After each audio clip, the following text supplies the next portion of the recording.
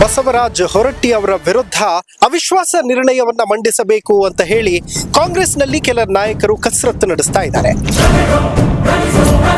ಭಾರತೀಯ ಜನತಾ ಪಕ್ಷದ ಸದಸ್ಯರಾದ್ರೂ ಕೂಡ ಅವರ ನಡೆ ಏನೈತಲ್ಲ ಅದು ಪಕ್ಷಾತೀತವಾಗಿದ್ದು. ಹೊರಟ್ಟಿ ಸಾಹೇಬ್ರ ಬಗ್ಗೆ ನಮ್ಗೆಲ್ಲರಿಗೂ ಬಹಳ ಗೌರವ ಇದೆ. ನಮಗೆ ಮೆಜಾರಿಟಿ ಬರೋ ತನಕ ಅವರೇ ಸಭಾಪತಿಗಳು ಪಕ್ಷಪಾತವಿಲ್ಲದೆ ಅವ್ರ ಕೆಲಸವನ್ನು ಮಾಡ್ತಾರೆ. ಅವಿಶ್ವಾಸ ನಿರ್ಣಯ ಮಾಡೋದು ನನಗೆ ಅಷ್ಟು ಸುಲಭ ಅಲ್ಲ ಅಂತ ಅನ್ನಿಸ್ತಾ ಇದೆ. ಚಿಲ್ಲರೆ ಪಾಲಿಟಿಕ್ಸ್ ಅಂತ ಹೇಳ್ತಾರೆ ಇದನ್ನ. ಯಾವ ಸದಸ್ಯರು ಆ ಮನಸ್ಥಿತಿಯಲ್ಲಿಲ್ಲ, ಅವ್ರನ್ನ ಚೇಂಜ್ ಮಾಡ್ಬೇಕನ್ನೋದು. ಹೊಸಬ್ರು ಯಾರು ಶಾಸಕರು ಬರ್ತಾರೆ ಅವ್ರು ಎಲ್ರಿಗೂ ಕೂಡ ಎನ್ಕರೇಜ್ ಮಾಡ್ತಾರೆ. ಏನೇ ತೀರ್ಮಾನ ಆಗ್ಲಿ ಪಕ್ಷದ ಚೌಕಟ್ಟಲ್ಲಿ ಆಗತ್ತೆ. ಮಾನ್ಯ ಮುಖ್ಯಮಂತ್ರಿಗಳು ಕೂಡ ಅವ್ರ ಮಾತನ್ನ ಸದನದಲ್ಲಿ ಕೇಳೋದು. ನಂಬರ್ಸ್ ಮ್ಯಾಟರ್ ಆಗುತ್ತಾ ಇಲ್ಲಿ ಅಂತ. ಯಾವಾಗ ನಿಮ್ ನಂಬರ್ ಜಾಸ್ತಿ ಆಗುತ್ತೆ ಅವರಿಗೆ ಹೋಗಿ ಹೇಳಿ. ಪಕ್ಷದ ಅಧ್ಯಕ್ಷರಾಗ್ಲಿ ಮುಖ್ಯಮಂತ್ರಿಗಳಾಗ್ಲಿ ಈ ತರದವ್ರು ಯಾರು ಹೇಳಿಲ್ಲ. ಆ ಪೀಠವನ್ನ ಪ್ರಶ್ನೆ ಮಾಡುವಂತದ್ದು ಯಾರಿಗೂ ಹಕ್ಕಿಲ್ಲ. ನಾಗರಾಜ್ ಅವರು ಅವರಲ್ಲಿ ಸ್ವಲ್ಪ ಮಿಸ್ಅಂಡರ್ಸ್ಟ್ಯಾಂಡಿಂಗ್ ಏನೋ ಇರಬೇಕು. ಇವತ್ತು ಬೆಳಗ್ಗೆನೂ ಮುಖ್ಯಮಂತ್ರಿ ಅವರು ಕೂತ್ಕೊಂಡು ಮಾತಾಡೋಣ ನಾಗರಾಜ್ ಅಂತ ಕೌನ್ಸಿಲಿಗೆ ಬಂದಿದ್ರು. ಹಿರಿಯ ವ್ಯಕ್ತಿ ಮೇಲೆ ನಮಗೆ ಬೇಸರ ಅನ್ನೋದಿಲ್ಲ. ಕೇವಲ ಮಾತಾಡೋದು ತಪ್ಪು ಅಂತ ನಮ್ಮ ಭಾವನೆ.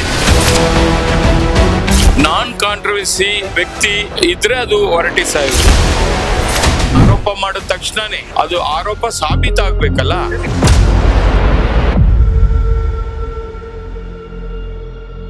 ಈ ಕಾರ್ಯಕ್ರಮದ ಪ್ರಾಯೋಜಕರು ವಿನಯ್ ಕುಮಾರ್ ತರೀಕೆರೆ, ಮಹಾಪ್ರಧಾನ ಕಾರ್ಯದರ್ಶಿ, ಬೆಂಗಳೂರು ಕೇಂದ್ರ ಲೋಕಸಭಾ ಕ್ಷೇತ್ರ, ಯುವ ಜನತಾ ದಳ. ಗೋಲ್ಡ್ ಲೋನ್ ಇಂಟ್ರೆಸ್ಟ್ ಎಷ್ಟು? 13,000 per month. ಅಭಯಾನಲ್ಲಿ ಇವತ್ತಿನ ಗೋಲ್ಡ್ ಪ್ರೈಸ್ ಚೆಕ್ ಮಾಡಿದ್ಯಾ? ಇಲ್ಲ.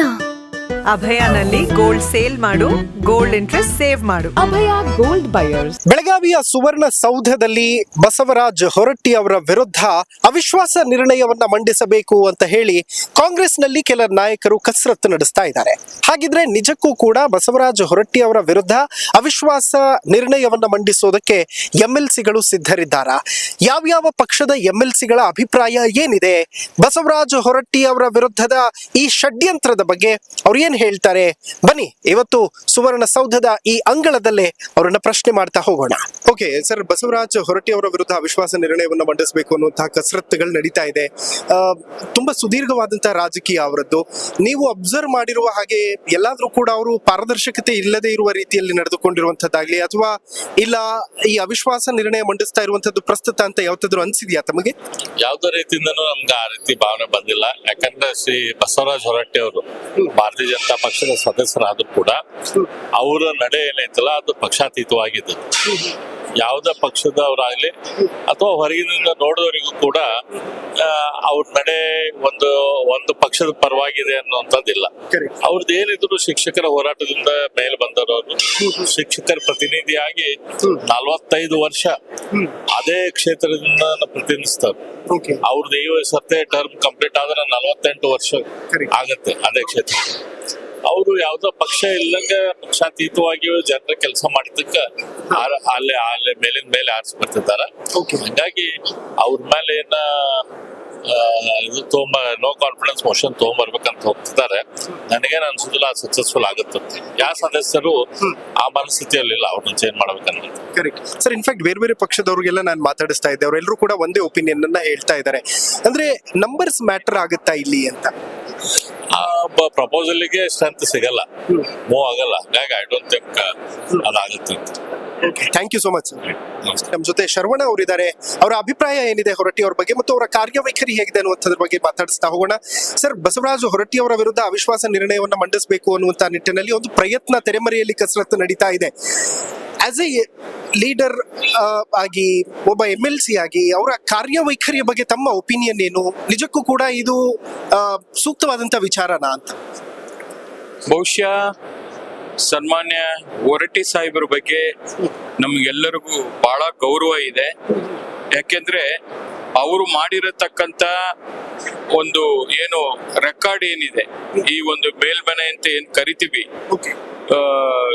ಬುದ್ಧಿಜೀವಿಗಳ ತಾಣೆ, ಚಿಂತಕರ ಚಾವಡಿ ಏನು ಅಂತ ಎಲ್ಲ ಕೂಡ ನಾವು ಎಲ್ಲರಿಗೂ ಮಾರ್ಗದರ್ಶಕ ಕೊಡುವಂತ ಒಂದು ಎಲ್ಲ ಹಿರಿಯರು ಬಂದು ಹೋಗಿರತಕ್ಕಂತ ಒಂದು ಮೇಲ್ಮನೆ ಇದು ಒಂದು ಇತಿಹಾಸ. ಇದು ಅವರು ಕೂಡ ಸತತವಾಗಿ 7ನೇ ಬಾರಿ ಆಯ್ಕೆ ಆಗಿ ಇವತ್ತು ಏನವರು ಕಾರ್ಯವನ್ನ ನಿಭಾಯಿಸ್ತಾ ಇದ್ದಾರೆ.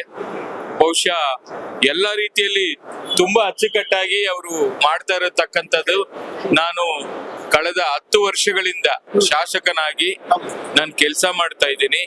ಅವರು ನಮ್ ಜೊತೆಲಿ ಕೂಡ ಶಾಸಕನಾಗಿ ಕೂತಿದ್ದಾರೆ, ಮತ್ತೆ ಸಭಾಪತಿಯಾಗಿ ಅವರು ಕೆಲಸ ಮಾಡ್ತಾ ಇದ್ದಾರೆ.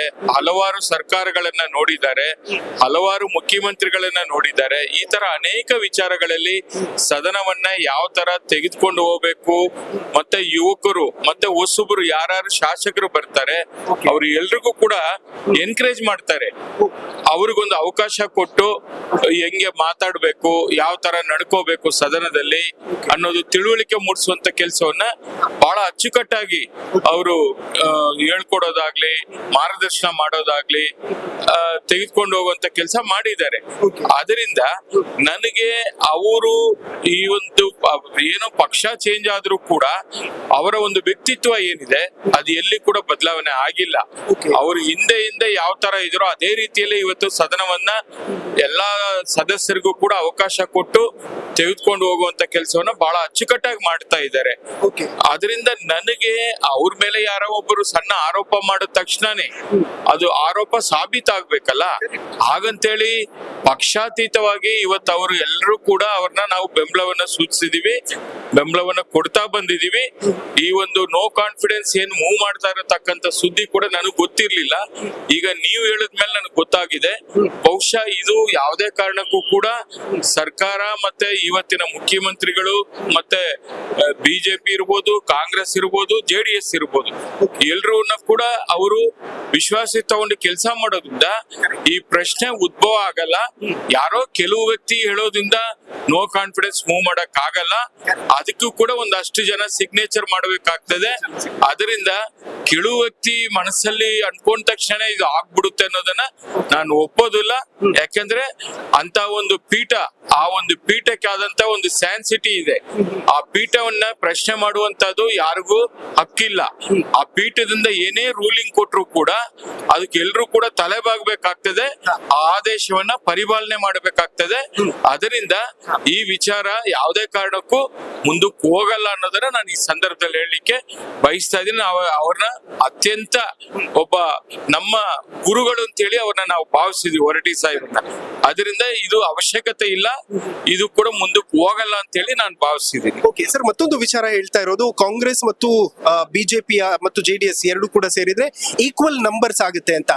ಪರಿಷತ್ನಲ್ಲಿ ನಂಬರ್ಸ್ ಮ್ಯಾಟರ್ ಆಗ್ತದಾ ಅಂತ? ಯಾಕೆಂತಂದ್ರೆ ಸಭಾಪತಿ ಅಂದ ತಕ್ಷಣ ಅದು ಪಕ್ಷಾತೀತವಾದಂತಹ ಹುದ್ದೆ. ನೋಡಿ, ಹೊರಟ್ಟಿ ಸಾಹೇಬ್ರ ವಿಚಾರದಲ್ಲಿ ಯಾರು ಕೂಡ ಮಾತಾಡಕ್ ಹೋಗಲ್ಲ.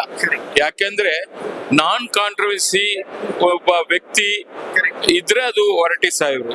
ಯಾಕಂದ್ರೆ ಅವರ ಸುದೀರ್ಘ ರಾಜಕಾರಣದಲ್ಲಿ ನಾನು ಕೂಡ ಬಹಳಷ್ಟು ವರ್ಷ ಅವ್ರ ಜೊತೆಲಿ ನಾನು ಕೂಡ ಬೆರೆದಿದ್ದೀನಿ. ಅವರ ಮನಸ್ಸಲ್ಲಿ ಇರತಕ್ಕಂಥದ್ದು ಅವರು ಏನಂತ ನನಗೆ ಗೊತ್ತಿದೆ. ಅಂದ್ರೆ ಒಂದು ಸಣ್ಣ ಒಂದು ವಿಚಾರ ಅವ್ರ ಮೇಲೆ ಏನಾದ್ರು ನೋವಾಗುವಂತದ್ದು ವಿಚಾರ ಬಂದ್ರು ಕೂಡ ಅವ್ರು ತುಂಬಾ ಸೂಕ್ಷ್ಮತೆಯಿಂದ ಹ್ಯಾಂಡಲ್ ಮಾಡ್ತಾರೆ. ಅದನ್ನ ಕೂಡ ನಾನು ನೋಡಿದೀನಿ. ಬಹಳ ನೋವು ಮಾಡ್ಕೋತಾರೆ. ನಾನು ಏನು ಮಾಡೇ ಇಲ್ಲ, ಯಾಕೆ ಈ ತರ ಬಂತು ಆರೋಪ ಅನ್ನೋದು ಕೂಡ ಮನಸ್ಸಲ್ಲಿ ನೋವು ಮಾಡ್ಕೊಂಡಿರತಕ್ಕಂತ ಘಟನೆಗಳೆಲ್ಲ ನಾನು ಹತ್ತಿರದಿಂದ ಗಮನಿಸಿದ್ದೀನಿ. ಅದರಿಂದ ಇವತ್ತು ಏನು JDS, ಬಿಜೆಪಿ, ಕಾಂಗ್ರೆಸ್ ಮೂರು ಪಕ್ಷಗಳು ಕೂಡ ಇಂಥ ವಿಚಾರದಲ್ಲಿ ಅವರ ಪರವಾಗಿ ನಿಂತಿದೆ ಅಂತ ಹೇಳಿ ನಾನು ಭಾವಿಸಿದ್ದೀನಿ. ಅದು ಇವತ್ತಿನ ಮುಖ್ಯಮಂತ್ರಿಗಳು ಸನ್ಮಾನ್ಯ ಸಿದ್ದರಾಮಯ್ಯನವರು ಕೂಡ ಇದನ್ನು ಒಪ್ತಾರ ಅಂತ ಹೇಳಿ ನಾನು ಭಾವಿಸಿದ್ದೀನಿ. Okay, thank you sir. Thank you very much. ನಮ್ಮ ಜೊತೆ ಬಲ್ಕೀಸ್ ಬಾನು ಅವರಿದ್ದಾರೆ, ಮಾತಾಡಿಸ್ತಾ ಹೋಗ್ತೀನಿ. ಮೇಡಮ್, ವಿಧಾನ ಪರಿಷತ್ತಿನಲ್ಲಿ ಸಭಾಪತಿಗಳ ವಿರುದ್ಧ ಅವಿಶ್ವಾಸವನ್ನ ನಿರ್ಣಯ ಮಂಡಿಸಬೇಕು ಅನ್ನುವಂತಹ ಒಂದು ಕಸರತ್ತು ನಡೀತಾ ಇದೆ. ನಿಮ್ಮ ವೇ ಆಫ್ ವ್ಯೂ ಪಾಯಿಂಟ್ ಅಲ್ಲಿ ಬಸವರಾಜ ಹೊರಟ್ಟಿ ಅವರು ಏನು ಮತ್ತು ಪಾರದರ್ಶಕತೆ ಇಲ್ವಾ ಅವರಲ್ಲಿ, ಹೇಗೆ ಅಂತ? ಅಲ್ಲ, ಬಸವರಾಜ ಹೊರಟ್ಟಿ ಅವರು 4 ದಶಕಗಳ ಕಾಲದಿಂದ ಅವ್ರ ರಾಜಕಾರಣದಲ್ಲಿ ಇರ್ತಕ್ಕಂಥವ್ರು. ಮತ್ತೆ ಸಭಾಪತಿ ಆಗಿ ಕೆಲಸ ಮಾಡಿದ್ದು ಅತ್ಯಂತ ಧೀಮಂತ ನಾಯಕರು. ಆತರ ಅವ್ರ ಬಗ್ಗೆ ಯಾರು ಅವಿಶ್ವಾಸ ನಿರ್ಣಯ ಮಂಡಳಿ ಇದ್ ಮಾಡೋದು, ಪ್ರಸ್ತಾಪ ಮಾಡುವ ಆ ವಿಚಾರ ನನ್ ಗಮನಕ್ಕಂತೂ ಬಂದಿಲ್ಲ. ನಮ್ಮಲ್ಲಿ ನಮ್ಮ ಪಕ್ಷದವರು ಬಂದಿಲ್ಲ. ಬಟ್ ಏನಂದ್ರೆ ಮೆಜಾರಿಟಿ ಯಾರಿಗಿರುತ್ತೆ ಅವರು ಸಭಾಪತಿ ಆಗ್ತಾರೆ. ಟಿಲ್ ಟುಡೇ ನಮಗೆ ಮೆಜಾರಿಟಿ ಇಲ್ಲ, ಕಾಂಗ್ರೆಸ್ ಅವ್ರಿಗೆ ಮೆಜಾರಿಟಿ ಇಲ್ಲ. We are in short fall of 1 seat. ಹಾಗಾಗಿ ಅವ್ರ ಸೀಟಿಗೇನು ಅವರು ಸ್ಥಾನಕ್ಕೇನು ಯಾವ್ದೇ ತರಹದ ಧಕ್ಕೆ ಇಲ್ಲ. ನಮಗ್ ಮೆಜಾರಿಟಿ ಬರೋ ತನಕ ಅವರೇ ಸಭಾಪತಿ. ಬಟ್ ಲಖನ್ ಜಾರಕಿಹೊಳಿ ಅವರು ಸಿಎಂ ಅವ್ರ ಜೊತೆ ಆಪ್ತರಾಗಿದ್ದಾರೆ. ಈ ನಂಬರ್ ಗೇಮ್ ಮ್ಯಾಟರ್ ಅಲ್ಲಿ ಅದು ತುಂಬಾ ಮ್ಯಾಟರ್ ಆಗ್ತದೆ ಅನ್ನುವಂಥದ್ದನ್ನ ನಾಗರಾಜ್ ಯಾದವ್ ಅವರು ಹೇಳ್ತಾ ಇದ್ರು. ನಿಮಗ್ ಅನ್ಸುತ್ತಾ ಈ ನಂಬರ್ ಎಲ್ಲ ಮ್ಯಾಟರ್ ಆಗುತ್ತೆ ಪರಿಷತ್ತಿಗೆ ಅಂತ? ಅಲ್ಲ, ನಾಗರಾಜ್ ಯಾದವ್ ಹೇಳಿರ್ತಕ್ಕಂಥವ್ರು ಅವ್ರ ವೈಯಕ್ತಿಕ ಅಭಿಪ್ರಾಯ. ಏನೇ ತೀರ್ಮಾನ ಆಗ್ಲಿ ಪಕ್ಷದ ಚೌಕಟ್ಟಲ್ಲಿ ಆಗತ್ತೆ. ಪಕ್ಷದ ಅಧ್ಯಕ್ಷ ಆಗಿರ್ತಕ್ಕಂಥ ನಮ್ಮ DK ಶಿವಕುಮಾರ್, ಉಪಮುಖ್ಯಮಂತ್ರಿಯವರು ಮತ್ತು ಮುಖ್ಯಮಂತ್ರಿಯವರು ಸಿದ್ದರಾಮಯ್ಯನವರು ಹೇಗ್ ಹೇಳ್ತಾರೆ ನಾವೆಲ್ಲರೂ ಕೂಡ MLCs ಅದಕ್ಕೆ ನಡ್ಕೋಬೇಕಾಗತ್ತೆ. ಇಲ್ಲಿವರೆಗೆ ಆ ತರದ ಪ್ರಸ್ತಾವನೆ ಯಾರ ಮುಂದೆನೂ ಬಂದಿಲ್ಲ. ಬಂದಾಗ ನೋಡೋಣ ಪಕ್ಷ ಹೆಂಗ್ ಮಾಡುತ್ತೆ ಹೇಳುತ್ತೆ ಅದನ್ನ ನಡ್ಕೊಂಡು ಹೋಗ್ಬೇಕು. ಬಟ್ ಚೆನ್ನಾಗಿ ನಿಭಾಯಿಸ್ಕೊಂಡು ಹೋಗ್ತಾ ಇದ್ದಾರೆ. ಎಲ್ಲರಿಗೂ ಅವಕಾಶ ಕೊಡ್ತಾರೆ. ನಾಗರಾಜ್ ಯಾದವ್ ಅವರು ಅವರಲ್ಲಿ ಸ್ವಲ್ಪ ಮಿಸ್ಅಂಡರ್ಸ್ಟ್ಯಾಂಡಿಂಗ್ ಏನೋ ಇರಬೇಕು. ಇವತ್ ಬೆಳಗ್ಗೆನೂ ಮುಖ್ಯಮಂತ್ರಿ ಅವರು ಕೂತ್ಕೊಂಡು ಮಾತಾಡೋಣಪ್ಪ ಅದು ನಾಗರಾಜ್ ಅಂತ ನಮ್ಮ ಇದಕ್ಕೆ ಕೌನ್ಸಿಲಿಗೆ ಬಂದಿದ್ರು. ಅವನಿಗೆ ಕರೆಸಿ ಹೇಳಿದ್ರು. I don't think so. ಯಾಕಂದ್ರೆ ಒಬ್ರಿಗೆ ಯಾರೋ ತಮ್ಮ ಕೆಲಸ ಆಗದೆ ಇದ್ರೆ ಅಸಮಾಧಾನ ಇದ್ದೇ ಇರುತ್ತೆ. ಅದಂటే ಮನುಷ್ಯನ ಗುಣ ಅದು. ಆದ್ರೆ ಖುಷಿ ಆಗ್ತೀರಿ, ಆಗದೆ ಇದ್ರೆ ದೂರ್ತೀವಿ. ಆತರ ಅವ್ರಿಗೂ ಅದೇ ತರ ಯಾವ್ದಾದ್ರು ಒಂದು ಇರ್ಬೇಕು. ಅವರು ಕೂಡ ಸಾರ್ವಜನಿಕ ಕ್ಷೇತ್ರದಲ್ಲಿ ಇದ್ದವರು, ಬಹಳ ವರ್ಷಗಳಿಂದ ಇದ್ದಾರೆ. ಅವ್ರು ಏನೋ ಆಗಿಲ್ಲ ಅಂದ್ರೆ ಸಾರ್ವಜನಿಕ ಪರವಾಗಿ ಕೇಳಿರ್ತಾರೆ ಅನ್ಸಂತೆ. ನನ್ನ ಭಾವನೆ. ಅದೇನ್ ಕೇಳಿದಾರೆ ಅನ್ನೋದು ಗೊತ್ತಿಲ್ಲ. ಬಟ್ ಬಸವರಾಜ್ ಹೊರಟ್ಟಿ ಅವರು is A very long tall leader. ಬಹಳ ವರ್ಷಗಳಿಂದ ಹಲವಾರು ಧೀಮಂತ ನಾಯಕರ ಜೊತೆಗೆ ಅವ್ರು ಕೆಲಸವನ್ನು ಮಾಡಿರ್ತಾರೆ. ಹಲವಾರು ಮುಖ್ಯಮಂತ್ರಿಯವರು ನೋಡಿರ್ತಕ್ಕಂಥವ್ರು ಮತ್ತು ತಮ್ಮ ಕ್ಷೇತ್ರದಲ್ಲಿ ಸೋಲಿಲ್ಲದ ಸರ್ದಾರ್ಗೆ ಅವರು ಗೆದ್ಕೊಂಡು ಬಂದಿದ್ದಾರೆ. ಆ ತರದ ಅವ್ರವ್ರ ವೈಯಕ್ತಿಕ, ನಾಗರಾಜ್ ಅವ್ರದ್ದು ವೈಯಕ್ತಿಕ, ಪಕ್ಷದಲ್ಲಿ ಇಲ್ಲಿವರೆಗೆ ಏನು ಯಾವ್ದು ತೀರ್ಮಾನ ಆಗ್ಲಿಲ್ಲ. ತೀರ್ಮಾನ ಹೇಗಾಗುತ್ತೆ ಅದ್ರ ಬಗ್ಗೆ ನಾವು ಕೂಡ ನಡ್ಕೋಬೇಕಾಗುತ್ತೆ. ನನಗೆ ಬಹಳ ಕ್ಯೂರಿಯಾಸಿಟಿ ಇದೆ. ಆಸ್ ಎ ಕಾಂಗ್ರೆಸ್ ನ MLC ಆಗಿ ಹೊರಟ್ಟಿ ಅವ್ರು ಯಾವತ್ತಾದ್ರೂ ಒಂದು ಕಡೆ ತೂಕ ಈ ಕಡೆ ಆಗ್ತಾ ಇದೆ ಆ ಕಡೆ ಆಗ್ತಾ ಇದೆ ಅನ್ನುವಂತಹದ್ದೇನಾದ್ರೂ ನಡೆದುಕೊಂಡಿದಾರ? ಆತರ ಯಾವತ್ತಾದ್ರೂ ಅನ್ಸಿದ್ಯಾ ತಮಗೆ? ನನಗೆ ಐ ಡೋಂಟ್ ಥಿಂಕ್ ಸೊ. ನೋಡಿ, ಅವ್ರದ್ದು ಬಿಜೆಪಿ ಅವರು ಬಹಳ ಜನ ಇದ್ದಾರೆ. ಈಗ ಅಪೋಸಿಷನ್ ಪಾರ್ಟಿಯವರು ಯಾವಾಗ್ಲೂ ಚೆಕ್ಮೇಟ್. ಅದು ಯಾವ್ದೇ ಸರ್ಕಾರ ಇರ್ಲಿ ಅದಕ್ಕೆ ಒಂದ್ ಚೆಕ್ಮೇಟ್. ಅದು ಅವರು ಹದ್ದಿನ ಕಣ್ಣು ಇಟ್ಕೊಂಡು ನೋಡ್ತಿರ್ತವೆ. ಅವ್ರು ಬಹಳಷ್ಟು ತಯಾರಾಗಿ ಬಂದಿರ್ತಾರೆ.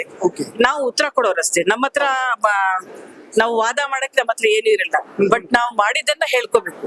ಅವ್ರು ಏನ್ ಪ್ರಶ್ನೆ ಹೇಳ್ತಾರೆ ಅವ್ರಿಗೆ ನಾವು ಉತ್ತರ ಕೊಡ್ಬೇಕು. ನಮ್ಮ ರೂಲಿಂಗ್ ಪಾರ್ಟಿಯಲ್ಲಿ ಇದ್ದವರು ಅವ್ರ ಹತ್ರ ಬೇಕಾದಷ್ಟು ಜನ ಅರ್ಜಿಗಳು ತಗೊಂಡ್ಬರ್ತಾರೆ. ಅವ್ರ ಮೊದ್ಲೇ ಕೊಟ್ಟಿರ್ತಾರೆ ಸಭಾಪತಿ ಅವರಿಗೆ ಪ್ರಶ್ನೆಗಳು. ಹಾಗಾಗಿ ಅವ್ರಿಗೆ ಕೊಡ್ಬೇಕಾಗತ್ತೆ. ಉತ್ತರ ಕೊಡೋಕು ನಾವು ಕೂಡ ಅದೇ ತರ ಅಟ್ಯಾಕ್ ಮಾಡ್ತೀವಿ, ಅದೇ ತರ ಉತ್ತರನು ಕೊಡ್ತೀವಿ. I don't think he's doing well. Thank you so much. Thank you. ನಮ್ಮ ಜೊತೆ ಧನಂಜಯ ಸರ್ಜಿ MLC ಅವರಿದ್ದಾರೆ.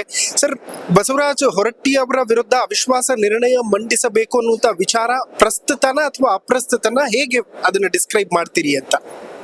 ಅದು ಅಪ್ರಸ್ತುತನ ಅವ್ರವ್ರಿಗೆ ಬಿಟ್ಟಿದ್ದು. ಬಟ್ ಆದ್ರೆ 8 ಬಾರಿ MLC ಆಗಿ ಅಜಾತ ಶತ್ರು ಅಂತಾನೆ ಅನ್ಕೊಂಡ್ರು. ಯಾರಿಗೂ ವೈರತ್ವವನ್ನು ಕಟ್ಕೊಳ್ದಲೆ ಒಂದು ಸರಳ ಸಜ್ಜನಿಕೆ, ಒಂದು ಒಳ್ಳೆಯ ಶಾಸಕರು. ಇವತ್ತಿನ ಸಭಾಪತಿಗಳು ಪಕ್ಷಪಾತವಿಲ್ಲದಲೇ ಅವ್ರ ಕೆಲಸವನ್ನು ಮಾಡ್ತಾರೆ.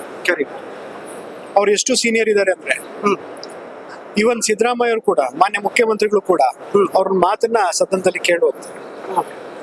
ಅಷ್ಟು ಹಿರಿತನ, ಅಷ್ಟು ಒಳ್ಳೆತನ, ಮತ್ತೆ ಎಲ್ಲರಿಗೂ ಸಮಾನವಾಗಿ ಅವಕಾಶವನ್ನು ಕೊಡುವಂತ ಮನೋಭಾವನೆ, ಹೊಸ ಶಾಸಕರಿಗೆ ಬೆಂತಟ್ಟಿ ಮಾತಾಡ್ಲಿಕ್ಕೆ ಅವಕಾಶ ಮಾಡುವಂಥದ್ದು, ಮತ್ತೆ ಆ ಸಮಯಕ್ಕೆ ತಕ್ಕಂತ ಡಿಸಿಷನ್,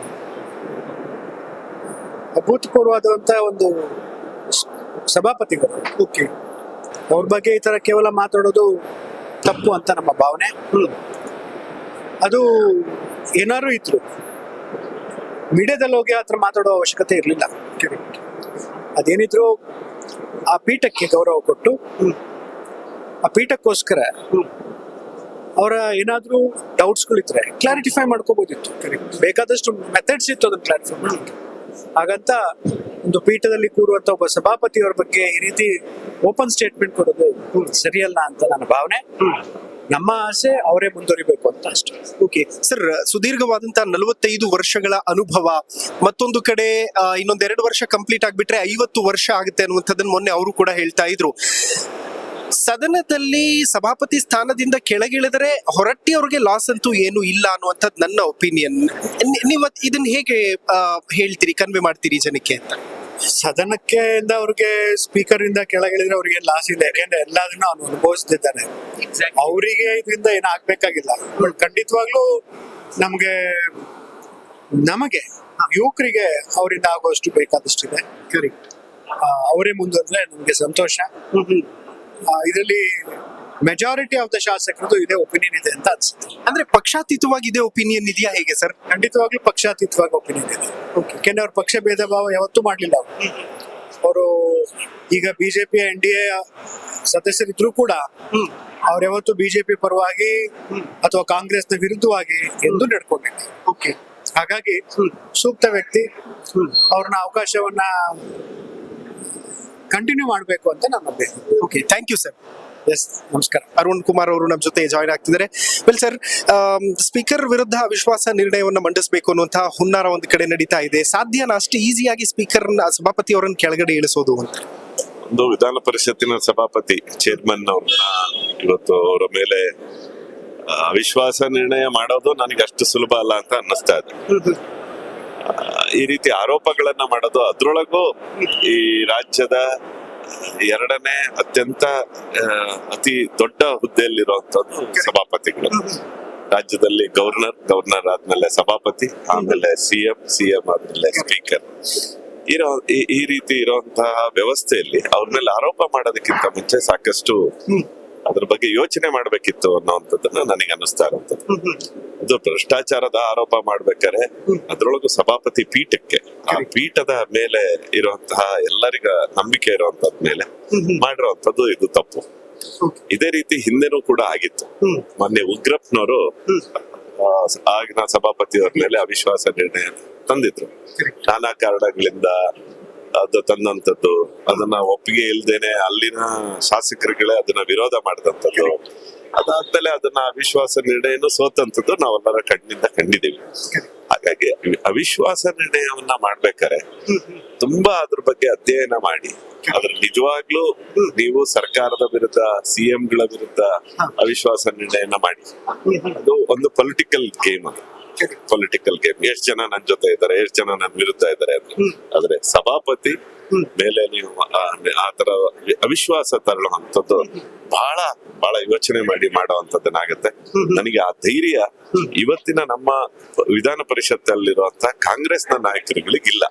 ಮತ್ತೆ ಎಂತ ವ್ಯಕ್ತಿ 45 ವರ್ಷದಿಂದ ಅನುಭವ ಇರುವಂತದ್ದು, ಸಭಾಪತಿ ಹುದ್ದೆಯಲ್ಲಿ ಅತ್ಯಂತ ವಿಶೇಷವಾಗಿ ಅವರು ಕುರ್ಚಿಗೆ ಗೌರವವನ್ನ ತಂದುಕೊಟ್ಟಂತ ಮಾನ್ಯ ಬಸವರಾಜ ಹೊರಟ್ಟಿ ಅವ್ರ ಮೇಲೆ ಈ ರೀತಿ ಆರೋಪಗಳನ್ನು ಮಾಡಬಾರ್ದು, ಅವಿಶ್ವಾಸನೂ ಕೂಡ ಮಾಡಬಾರ್ದು. ಯಾವಾಗ ನಿಮ್ ನಂಬರ್ ಜಾಸ್ತಿ ಆಗುತ್ತೆ ಅವರಿಗೆ ಹೋಗಿ ಹೇಳಿ, ಕಾಂಗ್ರೆಸ್ಸಿನ ನಂಬರ್ ಜಾಸ್ತಿ ಆಗಿದೆ, ನೀವು ಇವತ್ತು ಭಾರತೀಯ ಜನತಾ ಪಾರ್ಟಿಯ ಸರ್ಕಾರ ಇದ್ದಾಗ ಬಂದಂತದ್ದು, ಮತ್ತು ಅವತ್ತು ನಿಮ್ಮ ಹತ್ರ ನಂಬರ್ ಇತ್ತು ಅಂತ ಹೇಳಿ, ಅವರೇ ಬಿಟ್ಕೊಡ್ತಾರೆ. ಅವಿಶ್ವಾಸವನ್ನ ಆ ಪೀಠಕ್ಕೆನೂ ಗೌರವ ಅಲ್ಲ, ಆ ವ್ಯಕ್ತಿಗೂ ಗೌರವ ಅಲ್ಲ.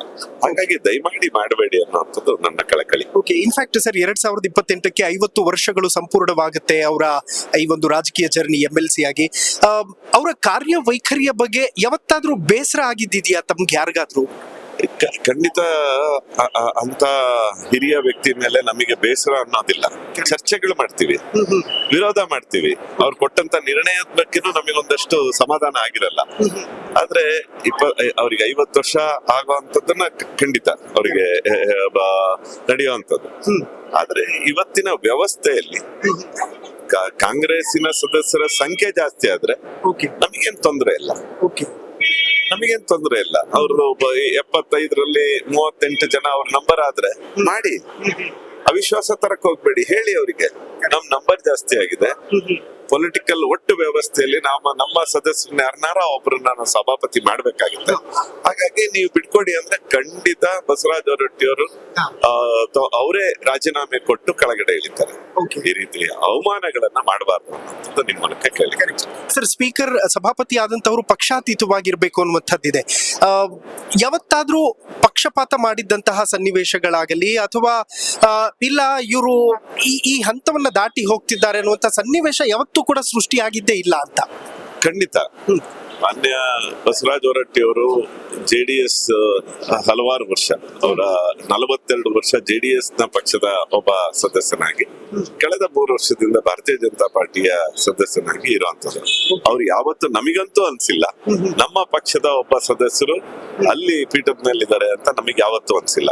ಪಕ್ಷಾತೀತವಾಗಿ ನಮಗೆ ಬೈಯೋ ಸಮಯದಲ್ಲಿ ಬೈದಿದ್ದಾರೆ, ನಮಗೆ ಸಹಕಾರ ಕೊಡುವಂತ ಸಮಯದಲ್ಲಿ ಸಹಕಾರ ಕೊಟ್ಟಿದ್ದಾರೆ, ನಮಗೆ ಆತ್ಮವಿಶ್ವಾಸ ಬೆಳೆಸುವಂತ ಸಮಯದಲ್ಲಿ ಆತ್ಮವಿಶ್ವಾಸವನ್ನು ಬೆಳೆಸ್ಕೊಟ್ಟಿದ್ದಾರೆ. ನಮ್ಮಂತ ಯುವಕರಿಗಂತೂ ಮಾತಾಡು ಅನ್ನುವಂಥದ್ದನ್ನ ಕೂಡ ಹೇಳುವಂತದ್ದು ಬಸವರಾಜ ಹೊರಟ್ಟಿ ಅವರು ಮಾಡಿದ್ದಾರೆ. Thank you so much sir, ತುಂಬಾ ಖುಷಿ ಆಯ್ತು ಮಾತಾಡಿ. ನವೀನ್ ಸರ್ ಇದ್ದಾರೆ, ಮಾತಾಡಿಸ್ತಾ ಹೋಗ್ತೀನಿ. ಸರ್, ಬಸವರಾಜ ಹೊರಟ್ಟಿ ಅವರ ವಿರುದ್ಧ ಅವಿಶ್ವಾಸ ನಿರ್ಣಯವನ್ನ ಮಂಡಿಸ್ತೀವಿ ಅನ್ನುವಂತಹ ಹುನ್ನಾರವನ್ನ ಕಾಂಗ್ರೆಸ್ ಮಾಡ್ತಾ ಇದೆ. ನಿಮ್ಮ ವ್ಯೂ ಆಫ್ ವೇ ಅಲ್ಲಿ ನೋಡೋದಾದ್ರೆ ಹೊರಟ್ಟಿ ಅವ್ರು ಎಲ್ಲಾದ್ರೂ ತಾರತಮ್ಯ ಮಾಡಿದಾರಾ ಅಥವಾ ಪಾರದರ್ಶಕ ಇಲ್ಲದೆ ಇರುವಂತ ವ್ಯಕ್ತಿತ್ವನ ಅವ್ರದ್ದು ಹೇಗೆ ಅಂತ? ಮೊದಲನೇದಾಗಿ ಬಸವರಾಜ ಹೊರಟ್ಟಿ ಅವರು ಇಡೀ ದೇಶದಲ್ಲೇ ಅತಿ ಹೆಚ್ಚು ಬಾರಿ ಮೇಲ್ಮನೆಗೆ ಆಯ್ಕೆ ಆದಂತ ಮತ್ತು ಅತಿ ದೀರ್ಘವಾಗಿ ಒಂದು ವಿಧಾನಮಂಡಲದ ಒಂದು ಮನೆಯ ಸದಸ್ಯರಾಗಿ ಸೇವೆಯನ್ನ ಸಲ್ಲಿಸಿದಂತವ್ರು. ಈಗ ಸಹಜವಾಗಿ ಆ ಮೇಲ್ಮನೆಯ ಅತ್ಯಂತ ಹಿರಿಯ ಸದಸ್ಯರು, ಬಹುತೇಕ ವಯಸ್ಸಿನಲ್ಲೂ ಹಿರಿಯರಿದ್ದಾರೆ ಮತ್ತು ಅನುಭವದಲ್ಲೂ ಕೂಡ ಹಿರಿಯರಿದ್ದಾರೆ ಅನ್ನುವಂತ ಕಾರಣಕ್ಕೋಸ್ಕರ ಅವ್ರನ್ನ ಸಭಾಪತಿ ಸ್ಥಾನನೇ ಅವರಿಗೆ ಸೂಕ್ತವಾದಂತದ್ದು ಅಂತ ಹೇಳಿ ಅವ್ರನ್ನ ಸಭಾಪತಿಯನ್ನಾಗಿ ಕಳೆದ ಸಾರಿ ಆಯ್ಕೆ ಮಾಡಿದಾಗ ಅವ್ರನ್ನ ಎಲ್ಲಾ ಪಕ್ಷಗಳು ಅವರಿಗೆ ಯಾರ ಅಭ್ಯರ್ಥಿನ ಹಾಕ್ದಲೆ ಮಾಡಿದ್ದು. ಆದ್ರೆ ಈಗ ಕಾಂಗ್ರೆಸ್ ನಲ್ಲಿ ಅವಿಶ್ವಾಸ ನಿರ್ಣಯ ಮಂಡಿಸ್ತೀವಿ ಅಂತೇಳಿ ಕಾಂಗ್ರೆಸ್ಸಿನ ಅಧಿಕೃತವಾಗಿ ಅವರ ಪಕ್ಷದ ಅಧ್ಯಕ್ಷರಾಗ್ಲಿ ಅಥವಾ ಮುಖ್ಯಮಂತ್ರಿಗಳಾಗ್ಲಿ ಈ ತರದವ್ರು ಯಾರು ಹೇಳಿಲ್ಲ. ಯಾರೋ ಒಬ್ರು ನಮ್ಮ ಅಪ್ಪರ್ ಹೌಸ್ನ ಇನ್ನೊಬ್ರು ಮೆಂಬರು ಇಲ್ಲ ನಾವು ಮಾಡ್ಬೇಕು ಅಂತ ಇದೀವಿ ಅಂತ ಹೇಳಿದ್ರು. ಸಹಜವಾಗಿ ಈ ತರದ ಸ್ಥಾನಗಳು ಸಂಖ್ಯೆ ಮೇಲೆನೆ ಹೋಗುವಂತದ್ದು. ಸೊ ಯಾರಿಗೆ ಮೆಜಾರಿಟಿ ಇರುತ್ತೆ ಅವ್ರ ಕಡೆಯಿಂದ ಸಭಾಪತಿಗಳು ಮತ್ತು ಆಯ್ಕೆ ಆಗುತ್ತೆ. ಇವತ್ತಿನ ಪರಿಸ್ಥಿತಿಯಲ್ಲಿ ಅವರಿಗೆ ಇದಿಲ್ಲ, ಕಾಂಗ್ರೆಸ್ಸಿಗೆ ನಂಬರ್ ಇಲ್ಲ ಅವ್ರ ಹತ್ರ. ಆದ್ರೆ ಎಲ್ಲೋ ಒಂದ್ ಕಡೆ ಅವ್ರನ್ನ ನಾವು ಏನೋ ಪದಚ್ಯುತಿ ಕಳಿಸುವಂತ ರೀತಿಯಲ್ಲಿ ಮಾಡ್ತೀವಿ, ಅವ್ರಿಗೆ ನಾವು ಅವ್ರ ವಿರುದ್ಧ ಅವಿಶ್ವಾಸ ತರ್ತೀವಿ ಅಂತ ಹೇಳ್ತಾ ಇರೋಂಥದ್ದು ಒಂದು ಅವ್ರ ಹಿರಿತನಕ್ಕೆ ಕೊಡ್ತಾ ಇರೋಂತ ಅಗೌರವ ಅಂತ ನಾನು ಭಾವಿಸ್ತೇನೆ. ಆಮೇಲೆ ಈಗ ಅವ್ರ ಮೇಲೆ ಏನು ಆರೋಪ ಅಂತೇಳಿನೂ ಕೂಡ ಮಾಡ್ತಾ ಇದ್ದಾರೆ. ಒಂದು ಆ ವಿಷಯವನ್ನ ಮಾಧ್ಯಮದ ಮೂಲಕ ಆರೋಪ ಮಾಡೋ ಅಂತದಲ್ಲ. ನಿಮಗೆ ಆ ತರದ್ ಏನಾರ ಅವ್ರ ಗಮನಕ್ಕೆ ಬಂದಿದೆ ಅಂತಂದ್ರೆ ಅದಕ್ಕೆ ಸೂಕ್ತವಾಗಿರುವಂತ ಯಾವ್ದು ವೇದಿಕೆ ಅಂತಂದ್ರೆ ಸದನ ಸಮಿತಿನೇ ಇದೆ, ಸದನ ಇದೆ, ಸದನದಲ್ಲೇ ಅದನ್ನ ಚರ್ಚೆ ಮಾಡ್ಬೋದು. ಈ ತರ ಕೇಳಿ ಬರ್ತಾ ಇದೆ ಅಂತೇಳಿ. ಹಾಗಾಗಿ ಇವತ್ತು ಕೂಡ ನಮ್ಮ ಮೇಲ್ಮನೆಯಲ್ಲಿ ಇದ್ರ ಬಗ್ಗೆ ಸಾಕಷ್ಟು ಸದಸ್ಯರು ಬಹಳ ಬೇಸರವನ್ನ ವ್ಯಕ್ತಪಡಿಸಿದ್ದಾರೆ. ಈ ತರದ್ ಆಗ್ಬಾರ್ದಾಗಿತ್ತು, ಈ ತರ ಮಾಡ್ಬಾರ್ದಿತ್ತು ಅಂತೇಳಿ ಎರಡು ಪಕ್ಷದವರು, ಮೂರು ಪಕ್ಷದವರು ಅಂದ್ರೆ ಭೋಜೇಗೌಡರು ಇದನ್ನ ಸ್ಟಾರ್ಟ್ ಮಾಡಿದ್ದು ಹೇಳಿದ್ರು ಈ ತರ ಸರಿ ಇಲ್ಲ, ಅಂದ್ರೆ ನಮ್ಮ ಅಪ್ಪರ ಹೌಸಿಗೆ ಇದು ಶೋಭೆ ತರ ಅಂತದಲ್ಲ. ಹಿಂದೆ ಒಂದ್ ಘಟನೆ ಈ ತರದ್ ಆಗಿ ಬಹಳ ಕಪ್ಪು ಚುಕ್ಕೆ ಆಗೋಗಿದೆ ಅಪ್ಪರ್ ಹೌಸ್ ಅಲ್ಲಿ, ಒಂದ್ ಸಭಾಪತಿ ಸ್ಥಾನಕ್ಕೆ ಮಾಡಿ. ಈಗ ಮತ್ತು ಅದೇ ಮಾಡ್ತಾ ಇದ್ರೆ ಎಲ್ಲೋ ಒಂದ್ ಕಡೆ ಇವ್ರಿಗೆ ನಾವು ಇರೋದೇ ಮೇಲ್ಮನೆ ಅಂತಂದ್ರೆ ಎಲ್ಲ ಪ್ರಜ್ಞಾವಂತರು, ಒಂದಿಷ್ಟು ಸಮಾಜದಲ್ಲಿರುವಂತ ಹೊರೆಕೊರೆಗಳ ಬಗ್ಗೆ ದೀರ್ಘವಾದ ಚರ್ಚೆಗಳನ್ನ ಮಾಡಿ ಸರಿಯಾದ ರೀತಿಯಲ್ಲಿ ಅದಕ್ಕೆ ಒಂದು ಸೊಲ್ಯೂಷನ್ ಕಂಡಿಡಿದು ಕೆಳಮನೆಗೂ ಕೂಡ ಇವ್ರ ಕಡೆಯಿಂದ ಏನಾದ್ರು ತಿಳಿಸ್ಬೇಕು ಅನ್ನೋಂತಾದ್ರೆ ಕೆಳಮನೆಯಲ್ಲಿ ಸರಿಪಡಿಸ್ಕೊಳ್ಳೋಂಥದ್ದಾದ್ರೂ ಕೂಡ ಮೇಲ್ಮನೆಯಿಂದ ರೆಸಲ್ಯೂಷನ್ಗಳು ಹೋಗ್ಬೇಕು ಅಂತ ಹಿಂದೆಯಿಂದ ನಡ್ಕೊಂಡ್ ಬಂದಿರೋದು. ಕರೆಕ್ಟ್.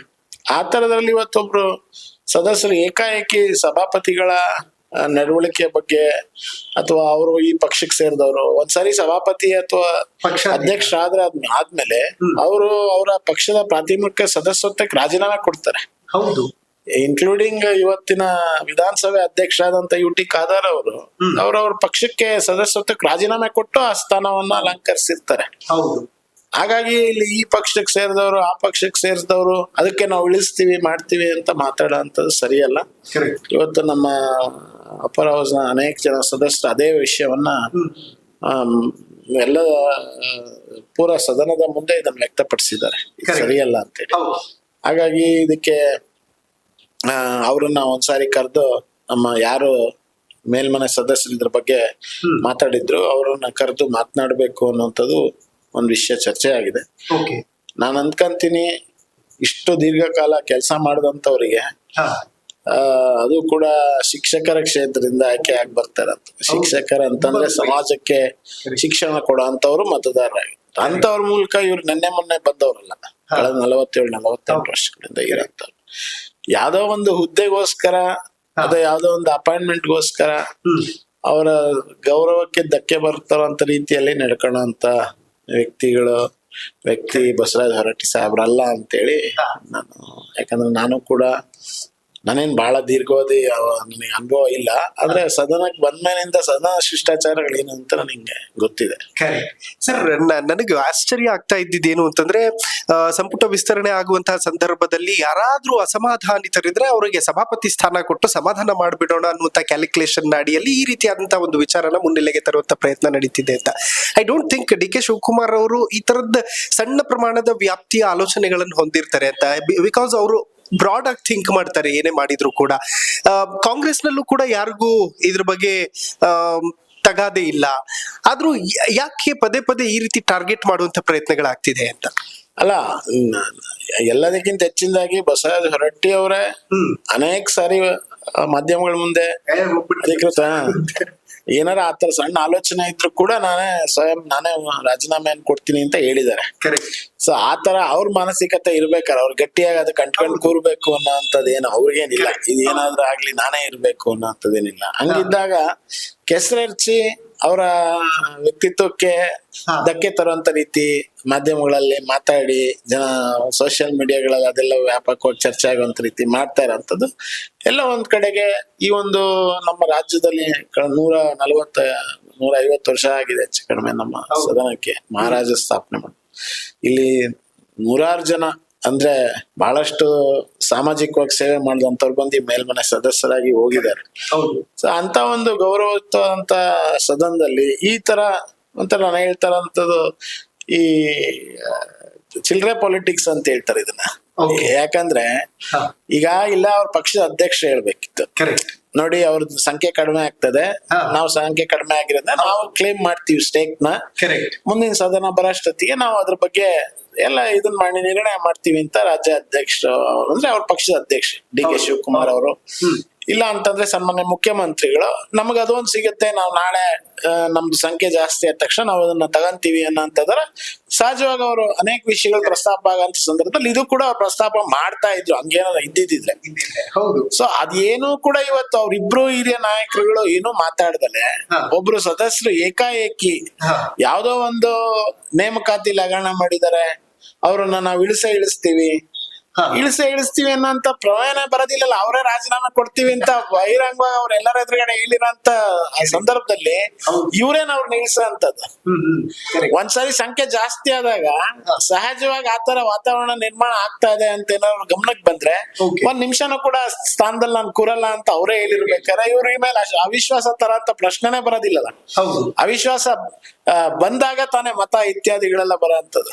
ಹಾಗಾಗಿ ಅವರು ಮಾಡಿರೋದು ಸರಿಯಲ್ಲ ಅಂತ ನನ್ ಭಾವನೆ. ಓಕೆ, ಇನ್ಫ್ಯಾಕ್ಟ್ ಈಗ ಆರೋಪ ಮಾಡ್ತಾ ಇರುವಂತವ್ರು ಕೂಡ ಸಮಿತಿಯಲ್ಲಿ ಅಧ್ಯಕ್ಷರಾಗೋದಕ್ಕೆ ಪ್ರಮುಖ ಕಾರಣಕರ್ತರಾಗಿದ್ದಂಥವ್ರು ಹೊರಟ್ಟಿ ಸಾಹೇಬ್ರು. ಹೊಸಬ್ರಿಗೆ ತುಂಬಾ ಚೆನ್ನಾಗಿ ಅವಕಾಶಗಳನ್ನು ಮಾಡಿಕೊಡ್ತಾರೆ ಸದನದಲ್ಲಿ ಅನ್ನುವಂಥದ್ದನ್ನ ಬಹಳ ಜನ MLC ಗಳು ನನಗೆ ಹೇಳ್ತಾ ಇದ್ರು. ಒಂದು ವೇಳೆ ಬಸವರಾಜ ಹೊರಟ್ಟಿ ಅವರು ಸಭಾಪತಿ ಸ್ಥಾನದಿಂದ ಕೆಳಗಿಳಿದ್ರೆ ಲಾಸ್ ಬಸವರಾಜ ಹೊರಟ್ಟಿ ಅವ್ರಿಗಂತೂ ಅಲ್ಲ, ಸದನಕ್ಕ ಹೇಗೆ ಅಂತ. ನೋಡಿ, ಒಂದು ಸದನದಲ್ಲಿ ಅನೇಕ ಸಾರಿ ಸ್ಟೇಲ್ಮೇಟ್ ಆಗತ್ತೆ.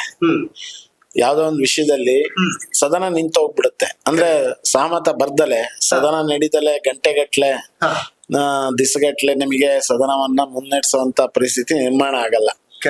ವಿರೋಧ ಪಕ್ಷ ಆಡಳಿತ ಪಕ್ಷ ಇದ್ದಾಗ ಸಹಜವಾಗಿದ್ದು ನಡೆಯುವಂಥದ್ದು.